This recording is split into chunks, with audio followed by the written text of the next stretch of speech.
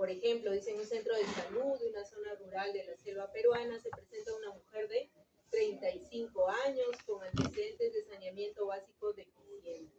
Dice, consulta por, o sea, la sintomatología, dolor abdominal, diarrea persistente, con presencia de sangre y moco en las heces. Entonces, aquí vienen mis primeras recomendaciones. Ustedes en la parasitosis que vamos a ver, sobre todo las que van a nivel intestinal, todas producen dolor abdominal, todas producen diarrea. ¿Ustedes hacia qué tienen que apuntar? Hacia lo diferente que pueda permitirles identificar al parásito. ¿Ok? Entonces, acá, ¿qué es lo diferente? Sangre en las heces, o sea, disentería. A eso se le llama disentería, cuando hay presencia de sangre en las heces. Eso es diferente porque no todos los parásitos que producen esto o que se alojan en el intestino producen disentería. Muchos solamente producen diarrea, pero no disentería pocos. Entonces, esos detallitos son los que les pueden permitir diferenciar, ¿no? Fiebre intermitente y pérdida de peso, esto generalmente también, la fiebre, la pérdida de peso, en la mayoría de parasitosis intestinales se da, por lo tanto no es algo que les va a permitir diferenciar. Al examen físico se palpa una masa en la región abdominal derecha, o sea, más o menos, ¿de qué podríamos estar hablando? Una hepatomegalia, o por lo menos acá está el hígado, ¿no? Ok, entonces ya les da la idea de que esta paciente, este parásito les está... ¿Dónde está tu hígado? No me digas que está en la izquierda. El vaso, sí. Cuidado, ¿eh? Ok, ahí ya hay que repasar anatomía. Pues. Si no se acuerdan de eso, ya estamos más complicados. Entonces, aquí hay problemas a nivel del hígado, muy probablemente. Eso también es algo que es diferente, porque no todos los parásitos pueden afectar al hígado. ¿Okay? Entonces, esos son los detalles que ustedes tienen que ir captando para que les permita diferenciar. El médico solicita exámenes de laboratorio, incluyendo estudio parasitológico de heces y serología. Entonces, si esto fuera el examen, acá les vienen respondan las siguientes preguntas. A, ¿de qué parásito sospecha? ¿No? O ¿cuál es el agente etiológico? A veces también la pregunta viene así, ¿cuál es el agente etiológico? Si hablamos del agente etiológico, quiere decir cuál es el parásito, cuál es el patógeno, ¿ya? O les puede también preguntar, no de repente el nombre del parásito, sino cuál sería la parasitosis. O sea, ya no le van a decir, en este caso está relacionado a nuestra clase de hoy, que el parásito se llama entamoeba histolítica, pero la parasitosis, la enfermedad se llama amebiasis, ¿no? Amebiasis intestinal o podría ser extraintestinal, como lo vamos a ver. ¿Ya? Entonces, o les pregunta por el agente patógeno o por la enfermedad. Y es de gran importancia que ustedes puedan diferenciar y determinar eso. ¿Por qué, chicos? Porque de las 4 preguntas que vienen en las evaluaciones, si la primera pregunta, que es sobre el parásito o sobre la enfermedad, no la hacen bien, eso anula, pueden contestar todo lo demás, pero eso ya no es válido. ¿Okay? Entonces, por eso es de trascendencia y de relevancia que ustedes puedan determinar en el caso clínico el parásito o la enfermedad. A partir, si eso lo hacen bien, lo demás que hayan resuelto, la B, la C y la D, entonces será válido, pero si no, no, porque si ustedes no saben cuál es el parásito, ¿cómo va a ser que las demás respuestas van a estar correctas, no? Van a contestar todo equivocado, ¿ok? Bien, entonces siempre busquen lo diferente, busquen lo que les va a permitir diferenciar al patógeno. En este caso, la presencia de sangre, la presencia de sangre en las heces, la presencia de una masa en la región abdominal derecha donde está el hígado, les está indicando que probablemente allí el parásito esté generando un problema a nivel del hígado que no lo hacen todos. Preguntas guías como estudiante de medicina, dice cómo explicarías los mecanismos biológicos, clínicos, epidemiológicos que podrían estar detrás de este cuadro. ¿Qué hipótesis diagnóstica considerarías, verdad? ¿Qué medidas de prevención serían pertinentes en esta comunidad? Entonces, las preguntas en el examen vendrán así, aunque esta primera es muy general, ¿no? Normalmente les vienen para respuestas mucho más cortas.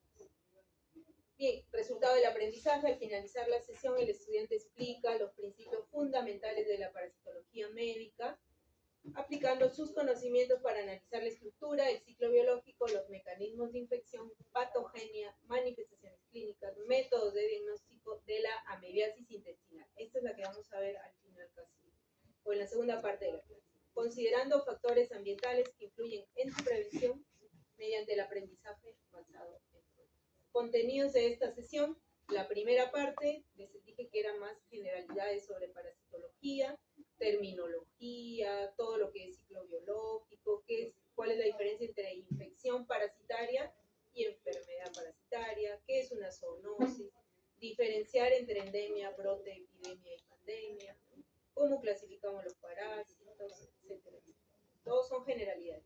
Y después del break veremos lo que es ya la primera parasitosis, que es la amebiasis intestinal y extraintestinal.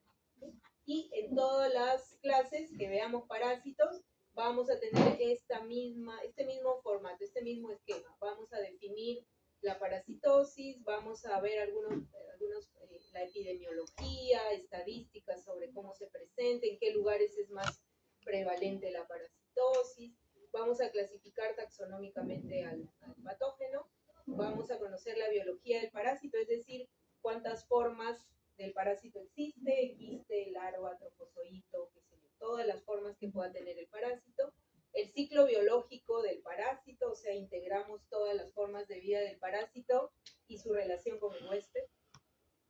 Vamos a describir la patogenia, o sea, cómo el parásito nos produce daño, ¿verdad? La clínica, es decir, qué manifestaciones, ¿no? ¿Qué produce en el paciente el parásito? Dolor, diarrea, todo eso. Luego, ¿cuáles son las formas, digamos, más acertadas para diagnosticar y tratamiento? Aquí vamos a ver algo de medicamentos y prevención. Ese es el esquema que generalmente utilizamos para todas las clases. ¿Okay? Entonces, vamos a empezar con la primera parte. Definimos qué es parasitología. La parasitología es una rama de la biología, ya su nombre lo dice, ¿no? Que estudia la relación entre los organismos, donde uno de ellos se beneficia y el otro se perjudica. Entonces, el parásito se beneficia y el hospedero se perjudica.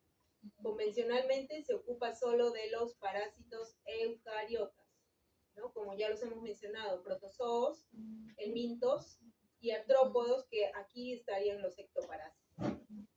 Por otro lado, estudia las parasitosis o enfermedades causadas en el hombre, animales y plantas, ¿no? Por los parásitos. Obviamente nosotros nos vamos a enfocar en ello. ¿Cuántos parásitos existen? Cientos, cerca de 300 helmintos y alrededor de 70 que son protozoarios. Y bueno, todos ellos derivan de antecesores primates y domesticados. Terminología básica. Definimos qué es huésped. Huésped es el animal que recibe al parásito, ¿verdad? Ahora, ese huésped puede ser un huésped definitivo, puede ser intermediario o puede ser paraténico. ¿Cuál sería considerado un huésped definitivo? Aquel que contiene al parásito en un estado adulto. O sea, el parásito, vamos a ver que tiene diferentes formas evolutivas. Aquel huésped donde el parásito se encuentra en estado adulto, ese es considerado el huésped definitivo. O aquel donde el parásito desarrolla su reproducción sexual, también es considerado huésped definitivo. El intermediario es aquel donde el parásito no está en su estado adulto, sino en una forma que puede ser una larva, o sea, un estado del desarrollo que no es el estado adulto. ¿Okay? Una larva o aquel huésped, que podría ser un ser humano, donde se realiza la reproducción asexual del parásito. ¿Okay? Entonces, dentro del ciclo del parásito tiene reproducción sexual, asexual, donde si infecta a una persona y allí realiza su fase de reproducción asexual, quiere decir que la persona sería su huésped intermediario. O si lo hace en un animal, el animal sería el huésped intermediario. ¿Okay? Y el paraténico viene a ser un huésped que es básicamente un refugio temporal o vehículo del parásito. ¿Okay? O sea, aquí en este huésped no se desarrolla ninguna etapa del ciclo vital del parásito. Es un huésped temporal, pasajero, un vehículo. ¿Qué es el reservorio? Reservorio, dice, son aquellos donde los parásitos pueden vivir y multiplicarse y ser fuente de infección para un hospedador susceptible. Entonces, vamos a poner acá el ejemplo de Trypanosoma cruzi, es un protozoario, un parásito protozoario. ¿ya? Entonces, ¿cuál es el reservorio de Trypanosoma cruzi? Hay varios, pero uno de ellos es un animalito que es el armadillo. Este armadillo entonces funciona como un reservorio. En el armadillo, Trypanosoma cruzi vive, se multiplica y ese animalito puede ser fuente de infección para un hospedador que ya sea susceptible. Al animalito no le hace nada, solo el animalito es un reservorio. Pero, ¿cuál sería el hospedero final? Un ser humano. ¿Okay? Este parásito causa una enfermedad que es la tripanosomiasis. ¿Okay? Entonces, el hospedero es el ser humano. El reservorio es un animalito que es el armadillo, pueden ser otros, varios mamíferos, pueden ser reservorios de este tripanosoma. O sea, y seguramente acá habrá un vector que lleve desde este reservorio el parásito hacia el hospedero susceptible. ¿Qué es un vector? Un vector es un artrópodo u otro animal invertebrado que transmite el parásito al huésped. ¿Sí? Puede ser un vector mecánico, por ejemplo, las moscas, las cucarachas en las patas pueden llevar huevos, ¿no? De algún parásito. ¿Okay? Mecánico, solamente lo trasladan. Pero también puede haber un vector biológico. Aquí sí es un vector biológico, como puede ser un zancudo, por decir, como anófeles, que transmite la malaria, por decir, como el ejemplo que está acá. ¿Qué pasa en este zancudo? En las glándulas salivales del zancudo, ahí se encuentra el parásito, ¿no? Y ahí se multiplica. Y ese zancudo, cuando pica al ser humano, es que le transmite la parasitosis. Entonces, ese es un vector. A través de él, el parásito va a llegar a su huésped. ¿Qué es un portador? Es una persona o un animal aparentemente sano. Fíjense, no presenta enfermedad clínica aparente, alberga el agente infeccioso y puede servir de fuente de contagio, sí, pero la diferencia es un portador sano.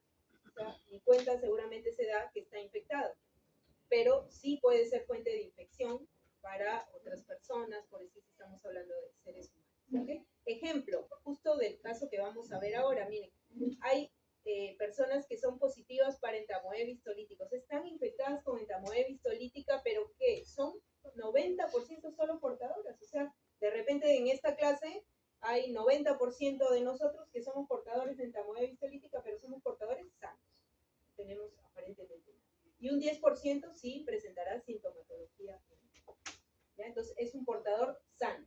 ¿Podemos ser fuente de infección? Sí, porque seguro en nuestras heces, si estuviéramos infectados, podríamos estar eliminando quistes tranquilamente de parásitos, ¿no? ¿Sí? Pero nosotros estamos sanos. ¿Bien? Eso es un portador. Acá las asociaciones biológicas que pueden ocurrir entre las especies, ¿no? ¿Y por qué se toca esto? Porque acá está el parasitismo, pues, ¿no? El parasitismo es una relación que ocurre entre dos especies en la que una se aloja en la otra, ¿para qué? Para alimentarse, por ejemplo, pudiéndole causar daño. Es lo que pasa con los parásitos, imagínense una tenia, ¿no? Estos gusanos, ¿no? Se establecen ahí en el intestino delgado y ahí están adheridos y están nutriéndose, ¿no? De todo lo mejor que nosotros consumimos.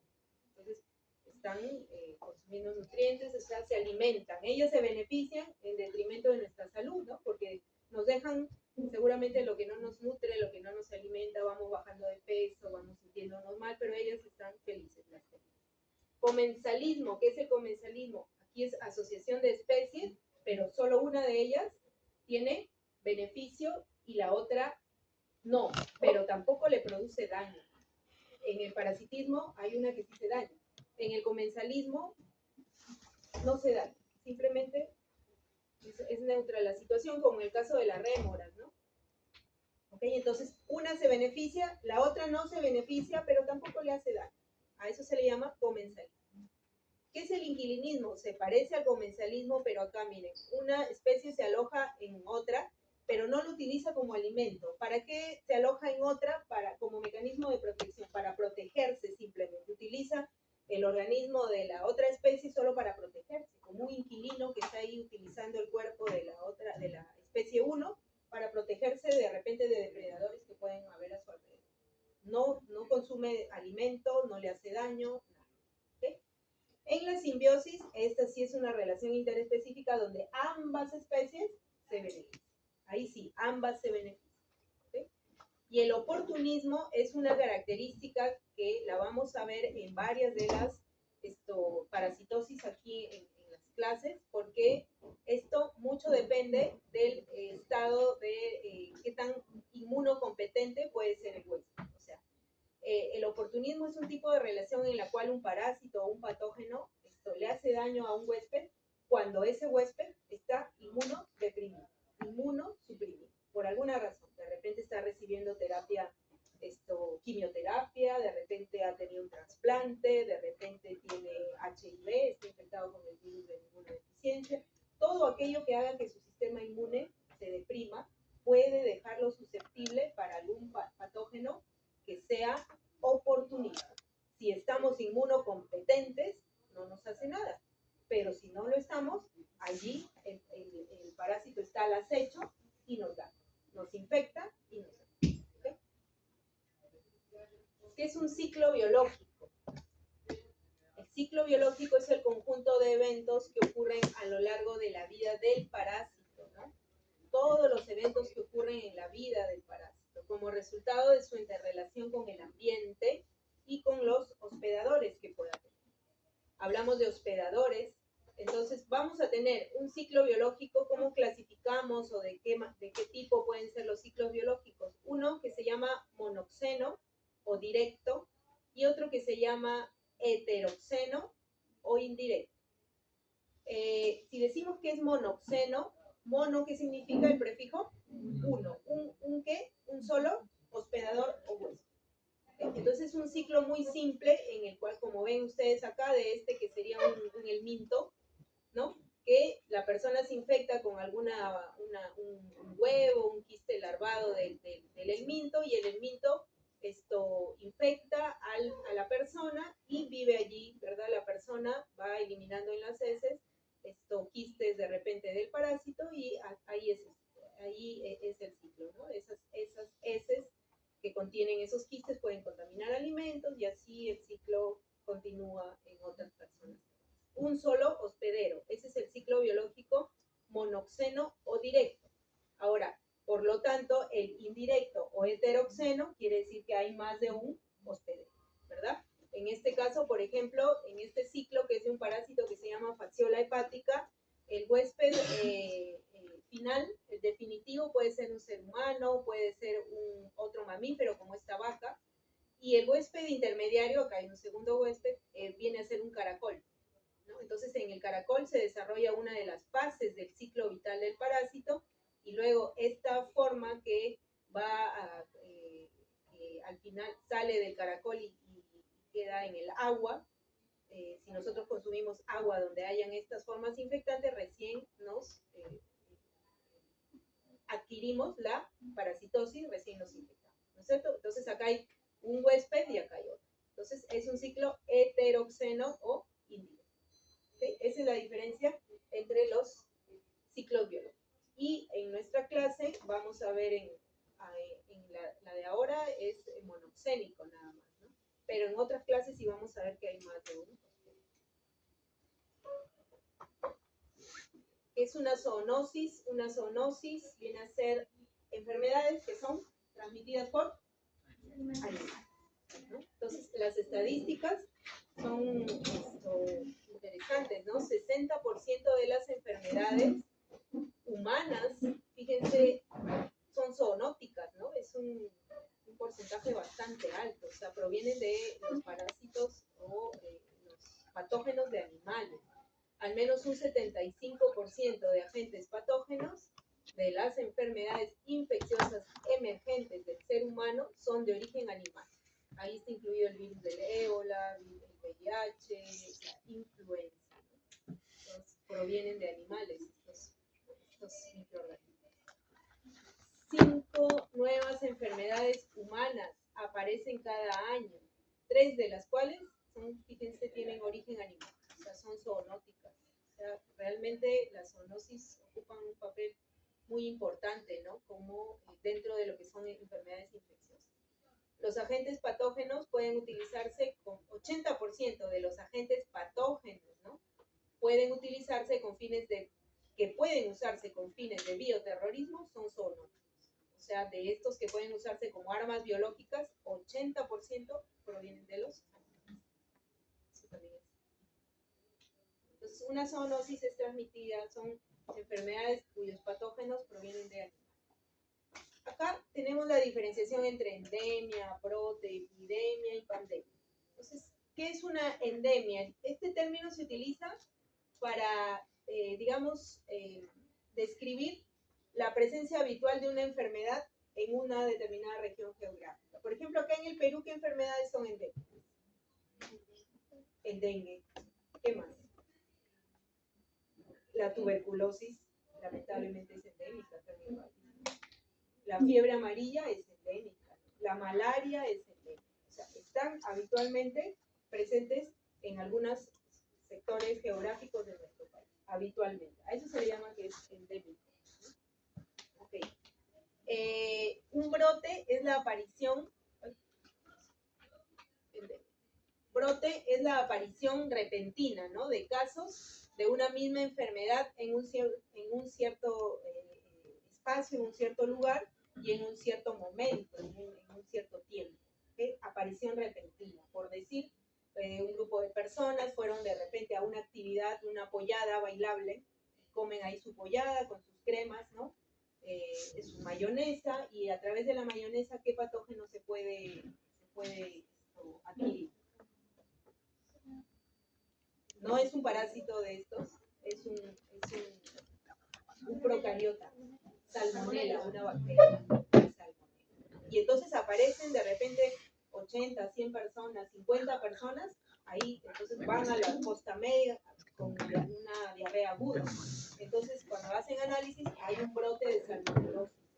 Están relacionados, todos esos casos relacionados en un mismo tiempo, en un mismo lugar. ¿Okay? Ese sería un brote. Cuando hablamos de una epidemia, ya nos estamos refiriendo que aparece en la comunidad un número mayor ya de casos. No es un brote que viene a ser un número todavía pequeño. Una epidemia ya hace, referencia a un número de casos un poco mayor, ¿no es cierto? Y con una frecuencia que rebasa la incidencia normal de lo que puede haber en esa comunidad. Y pandemia, ya sabemos que es una pandemia porque hemos sobrevivido a esta pandemia, ¿verdad? Entonces, cuando hablamos de pandemia, ya estamos hablando de una generalización en cuanto al área geográfica, es decir, es mundial, ¿no es cierto? Mundial, y se caracteriza porque el patógeno tiene un alto grado de infectabilidad, como el caso del virus del SARS-CoV-2, ¿no? Que ocasionó la COVID, que pues era muy fácilmente alto grado de infectabilidad, y además su traslado de un sector a otro era muy, muy rápido, por lo mismo que era transmisión por aerosol.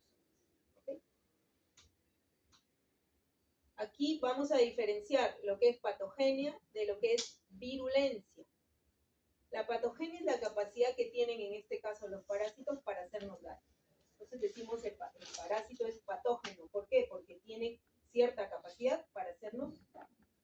¿Y qué es la virulencia? Es el grado de daño que puede causar ese parásito a su vez.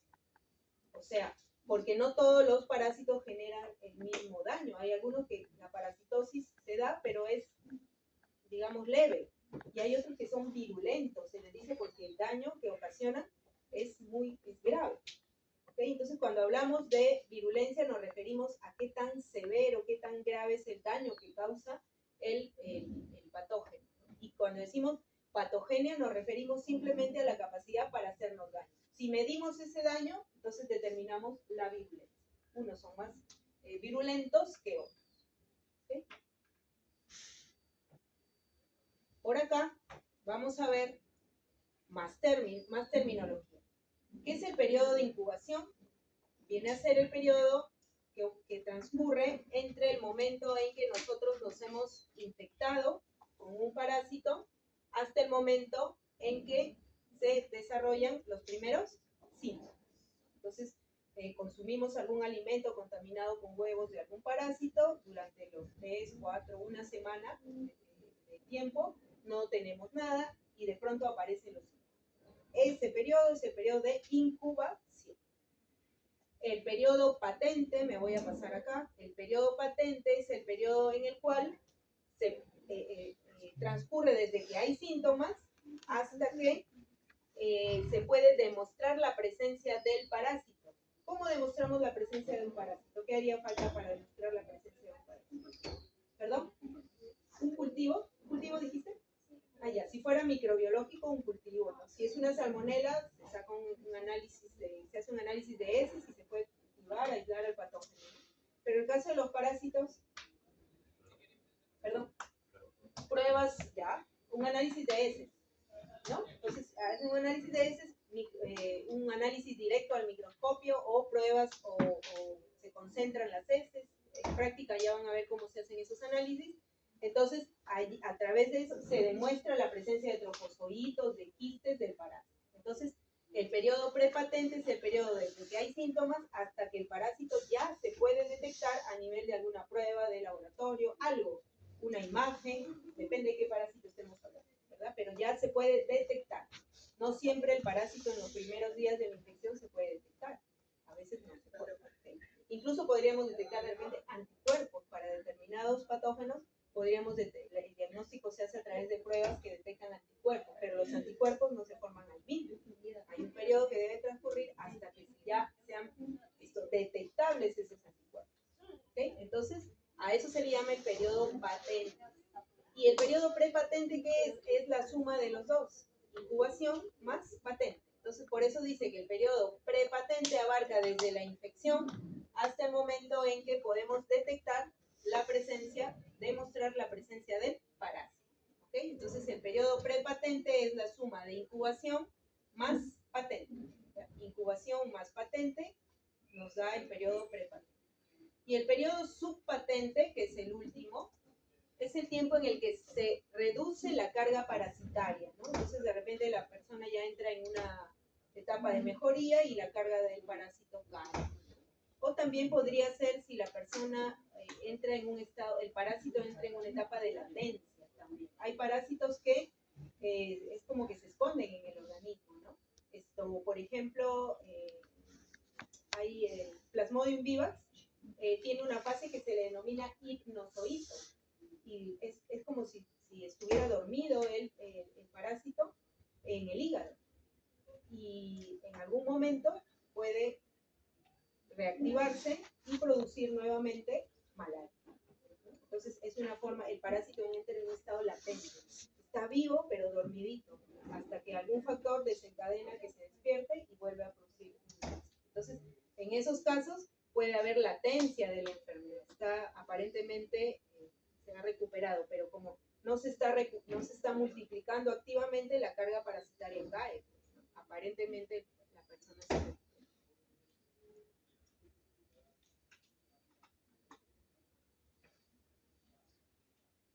Ok, vamos acá.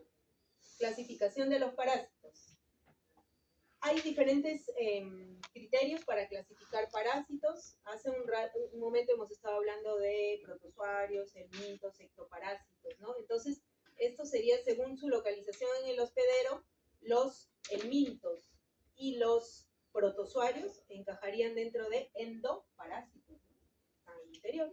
Y los artrópodos estarían dentro de ectoparásitos, ¿no? O sea, acá las pulgas, las garrapatas, los ácaros, ¿verdad? Los piojos ectoparásitos. Ahora, hay otra manera de clasificarlos según su patogenia como no patógenos o patógenos, aunque en realidad la mayoría son patógenos, ¿no? A menos que estemos en un estado de portador sano en el cual no nos están haciendo daño, ¿verdad? ¿Sí? Y por el tiempo de permanencia en el hospedero, algunos pueden estar de manera permanente, ¿no? Años, con una tenia, por decirlo, se han dado casos. Estacionales, ¿no? Dependiendo la temporada del año, y temporales, que también en cierto periodo de nuestra vida los tenemos hasta que nos recuperamos.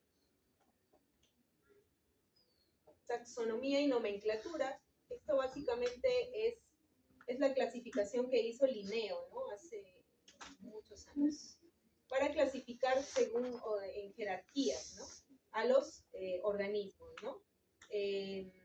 Entonces, las jerarquías son, digamos, la más baja, la básica es la especie, y a partir de allí, género, familia, orden, clase, filo y reino.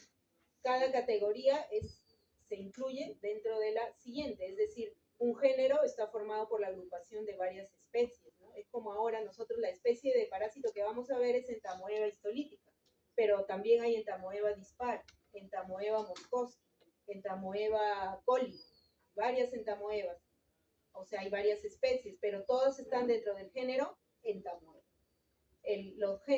Ahora, la asociación de varios géneros conforman una familia, la asociación de varias familias conforman un orden, y así la asociación de varios órdenes una clase, la de varias clases un filum, y del filum al reino. ¿Okay? Entonces, cada una de estas jerarquías se incluye en la siguiente, que va de menor a mayor según esta clasificación. ¿Okay? Entonces, ahora, dentro de estas categorías que son las principales, pues si hay especie, hay subespecies dentro de esta categoría. Dentro del género, a veces se han descrito subgéneros. Así también hay subfamilias, subórdenes, subclases. Entonces, no siempre para todos los microorganismos es así, u organismos, no siempre, pero acá se les hace mención de todo. En cuanto a nomenclatura, ¿cómo se escribe correctamente un nombre científico? Y acá tenemos un ejemplo. Ascaris lumbricoides. Entonces, el nombre científico está conformado por dos palabras, ¿sí? Dos palabras. Una es el género. ¿Cómo se escribe el género? La primera letra del género debe escribirse con mayúsculas. Entonces, por eso la A de Ascaris está con mayúsculas. Todo lo demás con minúsculas. Y la segunda parte, esta segunda palabra, viene a ser la especie, que se escribe siempre con minúsculas. Entonces, género más especie, ahí tenemos el nombre científico, por eso se dice que después la nomenclatura es binaria, ¿no? Binaria, género más especie. Por eso es que está constituido por dos palabras. Y adicionalmente, una vez que hemos escrito de esa manera, si lo tenemos en un texto, ¿no? El nombre debe estar en cursiva. ¿Okay? Eso es lo correcto, en cursiva. ¿Sí? Entonces, cuando ustedes hagan sus exposiciones, asegúrense de escribir los nombres científicos de todos los patógenos de manera correcta. ¿Okay? Mecanismos de acción, mecanismos como los parásitos nos pueden causar daño, miren, cómo nos pueden afectar, hay varios, ¿eh? No todos, o sea, algunos de ellos se cumplen para ciertos parásitos, no para todos, ¿no? Por ejemplo, hay parásitos que nos afectan por obstrucción. Por ejemplo, este parásito que es Ascaris lumbricoides, se aloja en los conductos o las vías biliares, que son muy delgaditos, ¿no? Tienen un diámetro muy pequeño, por lo tanto, si son un número grande de gusanos, entonces pueden causar obstrucción de la vía biliar. ¿Okay? Hay otros que ocupan ciertas zonas, como por ejemplo las vísceras, como los cisticercos, o como vamos a ver ahora la entamoeba histolítica, que ocupa espacio cuando infecta infecta el hígado, entonces ocupa espacio en algunas vísceras, ¿no? Como el hígado. Por compresión o desplazamiento, el quiste hidatídico también se forma por un parásito que lo vamos a ver mucho más adelante en el curso, y que esto ocasiona, como son quistes en un gran número que se forman en el hígado, entonces genera compresión en esa vista. Traumáticos es el caso de Trichuris trichura, que es otro parásito, lesiona la pared del colon, o el mismo que vamos a ver ahora, que es entamoeba histolítica, que lo que ocasiona es perforación. En un caso grave, en una complicación, puede perforar la pared del colon. Entonces hay un daño traumático. Bioquímico, porque hay parásitos que producen sustancias tóxicas, ¿no? Químicas, que tienen la capacidad de destruir tejidos, por ejemplo, enzimas que literalmente degradan, ¿no? Licúan los tejidos, como es entamoeba histolítica. Inmunológicos, porque muchos de ellos producen reacciones alérgicas, ¿no? Bien. Y exfoliativos, porque los parásitos pueden consumir elementos propios del huésped. Por ejemplo, hay unos parásitos que les denominamos en conjunto uncinarias, que lo que hacen es alimentarse de sangre. Entonces ellos se fijan a la mucosa del intestino y con un órgano de adherencia que se le llama ventosa, y ellos succionan sangre. Y entonces lo que ocasiona muchas veces es una anemia grave, ¿no? En los pacientes. Entonces a eso se le llama un daño de tipo tipo exfoliativo. O simplemente las tenias, ¿no? Que se alimentan de nutrientes que nosotros producimos durante la digestión. No es sangre, pero son nutrientes. Los parásitos de importancia clínica, y de hecho los que vamos a ver en esta clase, vienen a ser, o en este curso, protozoarios, ya hemos dicho que son unicelulares, y microscópicos. Todos estos los vamos a ver durante la parte de parasitología, más los que vean en práctica. Entonces tenemos entamoeba histolítica, que lo vemos hoy. La próxima clase es Balantidium, Giardia, Trichomonas y Blastocystis. Me parece que los 4 nos tocan la siguiente semana. Luego veremos Toxoplasma, Plasmodium y Trypanosoma, que estos son a nivel de la sangre. Y Leishmania también veremos en otra clase. Todos ellos son unicelulares microscópicos. Y los otros que dicen metazoarios ya son pluricelulares, macroscópicos, ahí ya están los helmintos. Ahí están ubicados los helmintos. Y también los ectoparásitos como pulgas, ácaros y hongos. Ectoparásitos.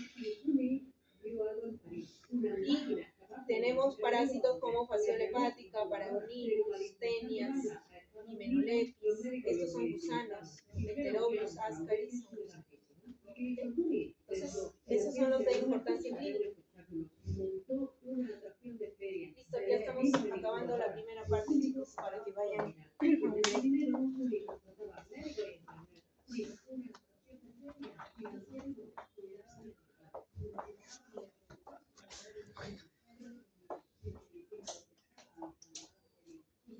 Apliquemos lo aprendido, a ver si hemos aprendido. Tenemos un ciclo biológico acá y nos preguntan qué tipo de ciclo observan. Acuérdense cómo son los ciclos, ¿no? Directo, indirecto, monoxeno o heteroxeno. ¿Aquí qué dirían? ¿Perdón?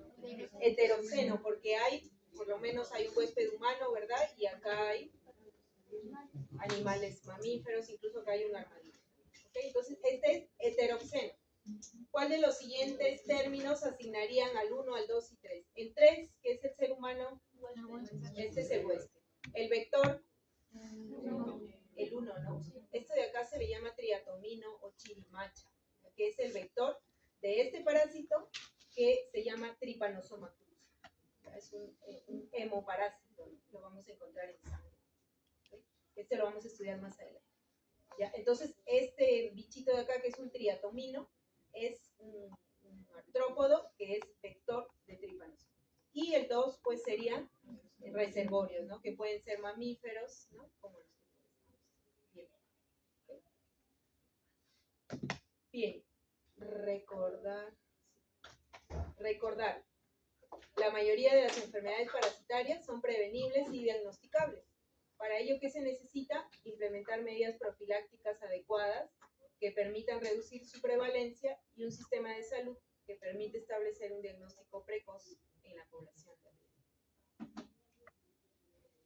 Pero esto solamente será factible si se utilizan recursos económicos disponibles para las mejoras ambientales, ¿no? Particularmente en los ámbitos de mayor impacto de estas enfermedades que normalmente afectan, en muchos de los casos, a individuos empobrecidos, ¿no? A sectores sociales donde uno quisiera que tuvieran todos los servicios básicos, ¿no? Por lo menos saneamiento básico, ¿no? Un buen sistema de alcantarillado, agua potable, ¿no? Muchas veces uno dice la higiene, pero hay sectores en nuestra ciudad, en el país en general, que son muy empobrecidos, que no tienen saneamiento básico y por lo tanto estas parasitosis pues son más prevalentes.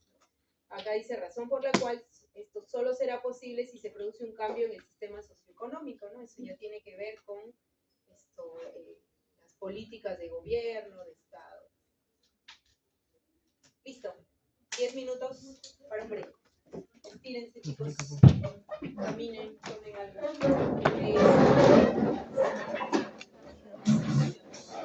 Son las 3:10, máximo 3:30.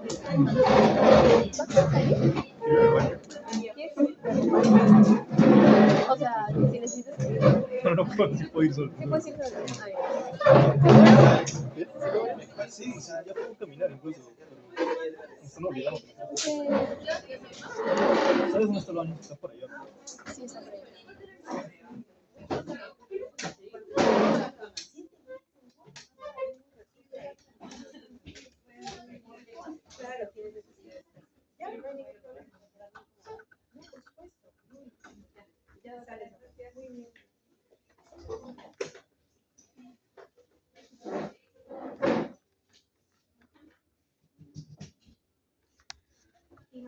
Magallanes. ¿Sabes?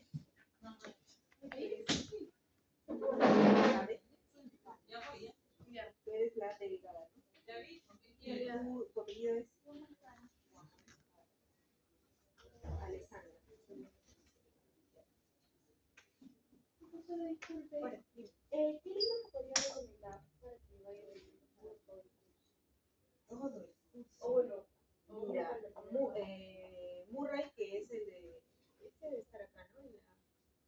Está en el sílabus también, ¿no? ¿ya? Pero ese es el de. ¿No? ¿Dónde está? Más arriba, tal vez. No, este no es.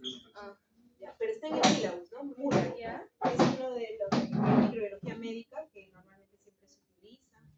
Pero en la Biblia hay varios de parásito también, ¿no? Ahí lo tiene. Están en las fijas. Sí. Marco Antonio Becerril.